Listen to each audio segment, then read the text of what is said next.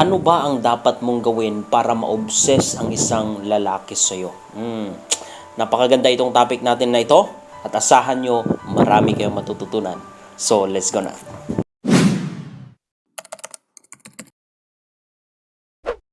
Before actually na pangarapin mo na gusto mong obsess yung isang lalaki sa'yo, tanungin muna kita kung kaya mo bang i-handle yung lalaki na willing pumatay just to get you.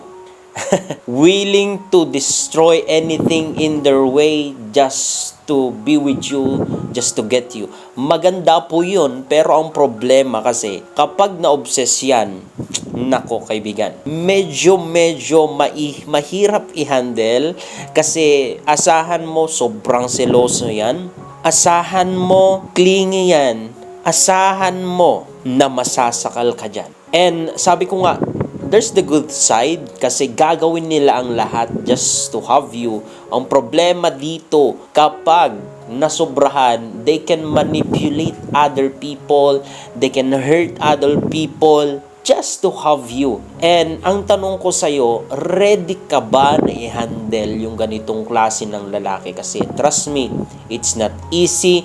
Sa una lang parang masarap sa'yo.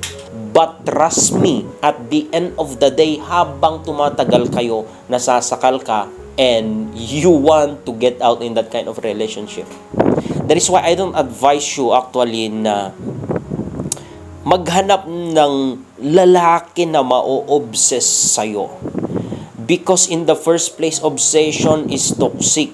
And sometimes, kapag yun yung mentality mo, nagiging manipulative ka or prone ka sa mga witchcraft or prone ka sa mga demonic activities or I don't know yung exact na term ko dito, like lalapit ka sa mga manggagayuma, sa mga doktor or whatever, and that's demonic sa totoo lang because you desire lang na may mga lalaki din sana na ma-obsess sa'yo or you try na akitin sila sa pamamagitan ng physical mong itsura. Ng katawan mo, kaseksihan mo, kaya kung ano-ano na lang ang sinusuot mo, you don't put honor sa sarili mo at dignity sa sarili mo. And that's the problem sa totoo lang. And I don't advise you to be like that.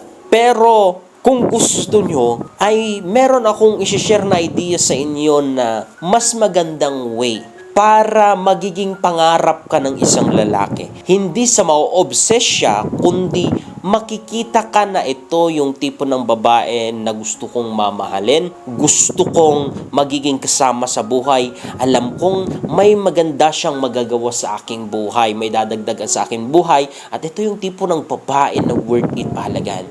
May idea po ako at kung gusto nyo ay ituturo ko sa inyo kung ano ang mga yon. Okay ba? I don't know why. Huwag kayong maboring because I'm trying to explain something to you. Sa iba, it doesn't make sense. Pero sa iba, trust me, what I'm telling you makes sense to them. One of the reason actually kung bakit nanood ka or napaklik ka sa video na ito because you desire na may ma-obsess ang isang lalaki sa'yo dahil there is something inside you that is lacking or missing. There is something inside you that is looking na ako rin sana yung habulin. Ako rin sana yung makita. Ako rin sana yung papahalagahan. Ako rin sana. And nagiging narcissist ka because it's all about you. At the same time, trust me, aware ka o hindi man, kapag ganun yung mentality mo, you're looking for someone na, para maging bida ka, para maging ikaw yung nasa pedestal, you are broken inside. Yun ang katotohanan. You are broken inside. You are not calibrated inside. That is why you're trying to fix outside, but you can't. That is why, ang number one na tip ko or idea or may advice ko sa inyo, at ito yung pinakasimulat sa pool, if you want na pangarapin ka ng isang lalaki, is that ito yung number one, allow God to fix you inside. Allow God to fix your broken life, broken heart. Kasi most of the time, if you are the person na laging naghahanap ng atensyon or his sympathy or laging naghahanap ng validation, confirmation, or kailangan ikaw yung nasa taas para maipakita lang na may halaga ka. You are broken inside, maybe by your past, maybe sa families mo, napakalaking impact, hindi ka nakaramdam doon ng pagmamahal, ng attention, or maybe sa past na relationship mo, or maybe mentality mo lang ang hindi maayos. Because you are broken inside. That is why you need God to heal you. You cannot heal yourself. Trust me, people will say, heal yourself first before entering a relation. You can't heal yourself. Even a doctor cannot heal themselves. Magpapadoktor sila sa ibang doktor. Hindi nila ginagamot yung kanilang sarili. That is why I encourage you, allow God to heal you inside, to give you life, to fix every broken areas of your life. Ask Him, say, Lord, I am broken inside. I am looking for someone to love me. I am looking for attention. Lord, forgive me.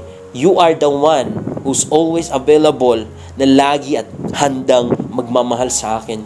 That is why, Panginoon, i-fix mo po ako. Panginoon, ayusin mo po ako. Panginoon, punuin mo po ako. Itama mo po ang mentality ko. Ganon dapat yung inaas mo sa Panginoon, and I believe 100%, there's no doubt. He will fill you with His presence and He will fix you inside. And when you are healed inside, when you are fixed inside, then naturally, there's an energy na maire-release mo or magmanifest outside that will attract positivity, will attract positive people, mga tao na may value, na merong may dadagdag sa buhay mo. Trust me, I know what I'm talking to you. Because if you are broken inside, you'll never fix it outside. First, fix inside, then it will manifest outside. That is why, kung merong mga lalaki na they think, or even babae, akala nila, mavavalidate lang na maganda sila, na may value sila, na high value sila, kapag marami silang nagiging boyfriend or marami silang nakakarelasyon. But sa totoo lang, inside them is that they are broken. They are longing and craving na sila palagi sana yung nakikita. They are broken inside. Laging may missing. And they will never get content. Never silang nakontento. Lagi silang naghahanap ng bago. Why? Because sabi ko nga, broken inside and you're missing. And that missing piece, His name is Jesus. Siya yung kailangan mo, ang Panginoon natin. So, allow Jesus to heal you. Allow Jesus to heal you and allow Jesus to fill you. And you will see, may satisfaction sa'yo, may fulfillment sa'yo. Trust me, I know what I'm talking to you. I experience it myself and it is so good to me. It's too good to be true. Okay? So, next na advice ko sa inyo, ito yung number 2, is that mag-invest ka muna sa sarili mo. Before ka na mag-invest sa ibang tao, like giving them time, attention, value sa kanilang buhay, bago mo sila matulungan, bago mo sila mamahalin, unang-una sa lahat, mahalin mo muna ang sarili mo, bigyan mo muna ng attention yung sarili mo, even yung buhay mo, ayusin mo yung finances mo. Mag-invest ka muna sa sarili mo in order para whenever that you are ready na mag-invest sa ibang tao, then you have something to give. Because you cannot give what you don't have. Ang tao kasi, they think that they can love someone kung hindi pa nila minamahal ang sarili na. Kapatid, you cannot give what you don't have. Kaibigan, mag-isip ka po ng mga bagay na pwede mong gawin that someday somehow magbubunga ang mga ito at ikaw yung makikinagaw. Ikaw yung magpipitas. Anything, your skills, business, investment, talents, seminars, anything that can add value sa buhay mo at the end of the day, in the long run, mag-invest ka dun. Kasi once na nag-invest ka dun, mahirap sa una, pero merong time na magbubunga ang lahat ng yon. At kapag nagbunga ang lahat ng yon na pinag-effortan mo, pinaghirapan mo, then naturally, people ay ma-attract sa'yo. Naturally, men ay ma-attract sa'yo kasi may bunga ka. Meron silang mapipitas sa'yo. May something sa'yo na pwedeng pakinabangan nila. Pwede mong maibigay sa kanila. And there's nothing wrong with that. Of course, naturally, ikaw, hindi ka pupunta sa puno na walang bunga. what's the point? Pumunta ka sa puno dahil may bunga ito, meron kang mapipitas. And there's nothing wrong with that. Hindi ko sinasabi na hayaan mo lang na magiging taking for granted ka or mag-take advantage sila sa'yo, pero you should have something na maaari mong ibigay. Yun yung nakaka-attract sa tao. Yun actually yung mga bagay na kung saan nakikita ng isang tao para magiging or pangarapin nila na mapalapit sa'yo. Maging kaibigan mo or mga lalaki, maging asawa or jowa or boyfriend. So, make sure, number 1 talaga, mag-invest ka sa palagi sa sarili mo. Okay? And number 3 na tip ko sa inyo, advice ko sa inyo, this is very important, is that remove pride in you and be humble, kapatid. Kung gusto mo na pangarapin ka ng ibang tao, especially ng taong gusto mo. Marami akong nakita na tao na mga sumikat, mga vloggers, athletes, iba't ibang klase ng tao na dahil sa kasikatan, sobrang tumaas yung pride. You know, kahit ano pang na-achieve nila sa buhay, para lang silang mga basura or para silang mga foolish kapag tinitignan ko because of pride. Pero kung ikaw yung tipo ng tao na may narating na sa buhay, pero mapagpakumbaba ka pa rin, and there's no spot of pride in you, trust me, mas nagiging positive yung energy na naibibigay mo, yung atmosphere mo, and mas lalo kang umaangat. The Bible says, humble yourself unto the mighty hand of God, and He will lift you up. God will give more grace to the humble. So, as you see, tingnan natin si Manny Pacquiao, si Senator Manny Pacquiao. You know, ang taas na ng narating niya sa buhay, and meron siyang actually abilidad to magkaroon ng pride sa buhay, pero napaka-humble niya pa rin. You can see, this 2024, Merry Christmas pala sa inyo, is that na-awardan siya that he is the Hall of Fame when it comes sa boxing. Hall of Fame, pinakasikat na boxingero sa buong mundo this 2024 kasi napaka-humble niya pa rin.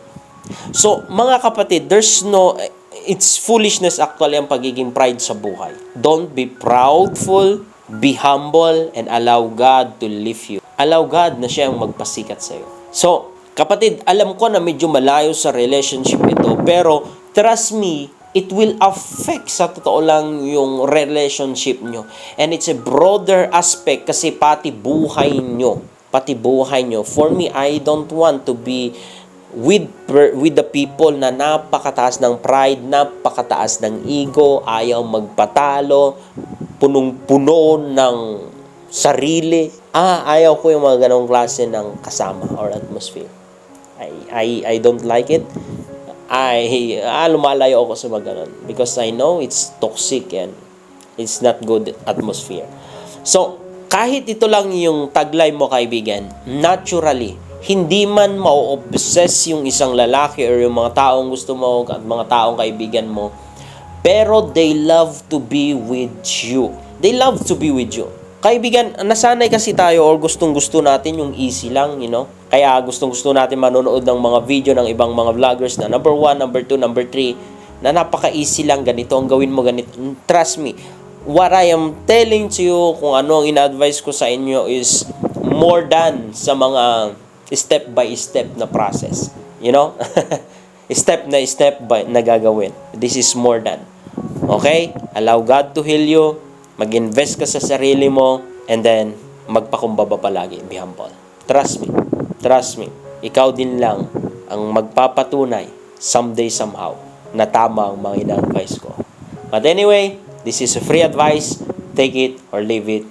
That's it. God bless. Shalom.